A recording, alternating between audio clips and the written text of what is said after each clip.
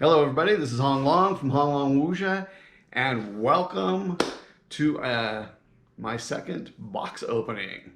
So, without further ado, let's get to it, shall we? All right, let's see what we have here. I'm guessing it's not another sword.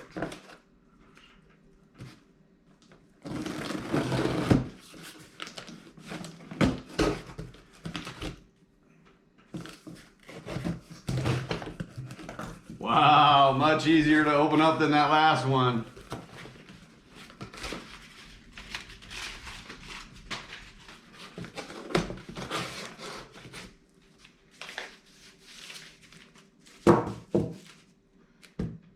Cardboard. Ah!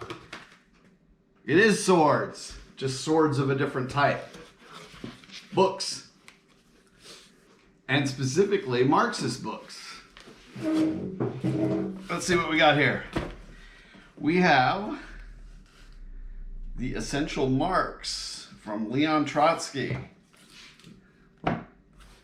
We have this stuff. We have The Defense of Culture and the Crisis in Detroit from Joseph Kishore and David Walsh, who is the arts editor for the World Socialist website. We have Patrick Martin's pamphlet, The CIA Democrats, one for me and one for my son.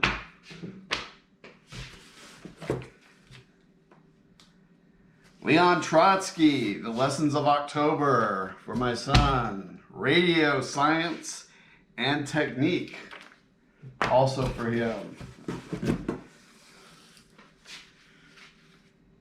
Castroism. I'll get my eyes to work here.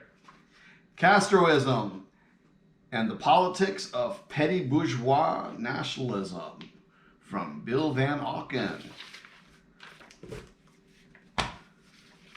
Another Defense of Culture, that was for my son.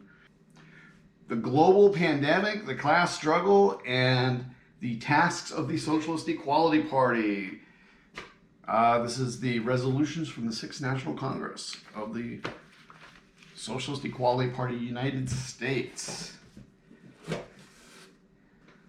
Fundamental Problems of Marxism from George Nakhanov. That one is for me.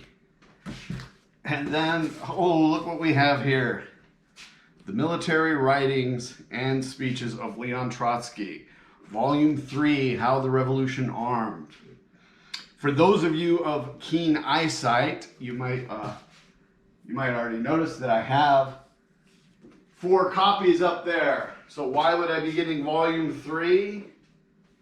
Interesting story. Again, as with my swords last year, a thief broke into my car and they made off with my copy. I can just imagine that. I sit there, picture him going, whoa, Trotsky, score! Yeah. Well, I do know that the guy or girl who robbed me was a member of the lumpen proletariat because while they did take this book, they left. Oh, what's over here? This one was also in my car, in the same bag as this one, and this one was left behind. This one is Witnesses to Permanent Revolution from Day and Guido, or Guido. Obviously, they were familiar with Trotsky's name. He was probably familiar with the fact that Trotsky was the leader of the Red Army during the Civil War, in which the Red Army defeated the armies of the United States, Germany, France, Britain, Italy, Czechoslovakia, Poland, Japan, and on and on and on and on. So, seeing that it said military writings and how the revolution armed, they probably figured it had something to do with militarism. This one is nice. I'm not sure how to pronounce the name, but Yehoshua Yakut.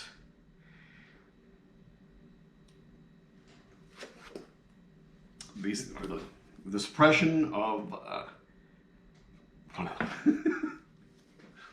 the suppression of philosophy in the USSR in the 1920s and the 1930s. Let's read the back of this, because I know even a lot of the Marxists who are watching this are probably not familiar with this. Yakut, 1919 to 2003, a professor of philosophy in the Soviet Union until forced to emigrate into Israel in 1975, writes a rich history of the philosophical debates in the 1920s and early 1930s in the USSR. He describes the rise of philosophy after the October 1917 revolution and ensuing civil war. In 1922, the major theoretical journal under the banner of Marxism was founded under the aegis of Lenin and Trotsky. By the mid-1920s, two contending camps had formed in philosophy, the mechanists and the dialecticians. The mechanists argued for the close links with the natural sciences. The dialecticians, led by Borin, insisted on a serious study of Hegelian dialectics from a materialist standpoint. By the end of 1930, in an intensified reaction against the theoretical foundations of the October Revolution, both tendencies were pushed aside by the new Stalinist philosophical leadership. The 1930s then witnessed the systematic suppression of Marxist philosophy by Stalin, who sent countless genuine Marxists to their deaths during the Great Terror of 1936 to 1938.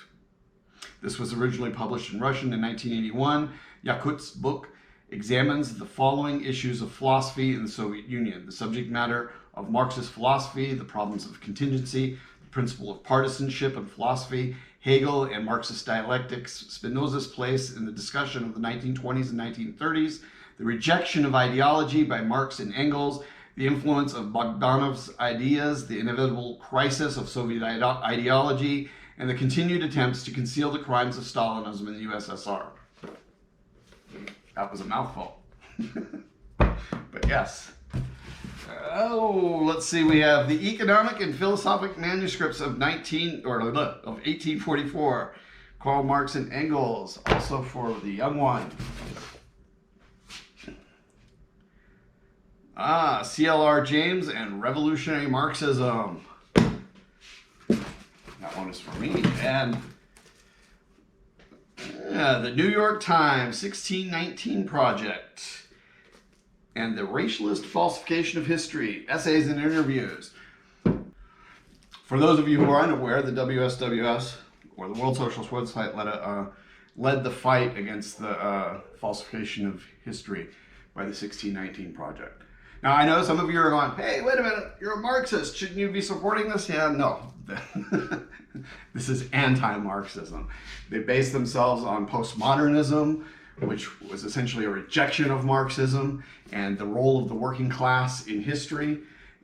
The postmodernists essentially believe that everyone's narrative has validity and truth is basically just is dependent on, and that truth is entirely dependent on your narrative, which is just a load. So anyway, yeah, if you're interested, pick up some of these books. One of these books. I know Maring's still having a holiday sale until January 9th. They have they're offering like 20 to 30% off. I think it's if I'm not mistaken, it's 30% off for most of their titles, and the from the publishers that they own, and then 20% off of the titles from most of the other publishers. So also, for those of you who are not so keen of sight, and you saw this hat up here, I want to make clear that this is not a Black Lives Matter hat. This is for Berlin. I'm guessing they were. I'm guessing they made the hat to market to that crowd. But yeah, as I said, I'm a Marxist. I'm not a pseudo-left, radical, whatever. I don't support organizations that receive 95% of their funding from the Ford Foundation, which has historical ties to the intelligence agencies. And I think the rest of it comes, or most of the rest of that funding comes from the second or the richest woman in the world. And yeah, and I also don't support organizations where the leader collects hundreds of thousands of dollars from the organization while making secret visits to the President of the United States. You know, Marxists don't do that. That should be your first clue. The secret meetings with the President of the United States should be your first clue that it's not a Marxist organization or has anything to do with the working class. All right, so that's it. I hope everyone had a happy Christmas. Due to a miscommunication, I was stuck at home, so my celebration was rather tepid. But now that I have lots of reading material to go through, things are looking up. All right, everybody, this has been Hong Long from Hong Long Wuxia. As always, if you like the video, hit the button down below. Share and subscribe to the video. Get yourself over to Mehring.com to check out some of those books. And as always, until we meet again, besides keep reading, keep practicing.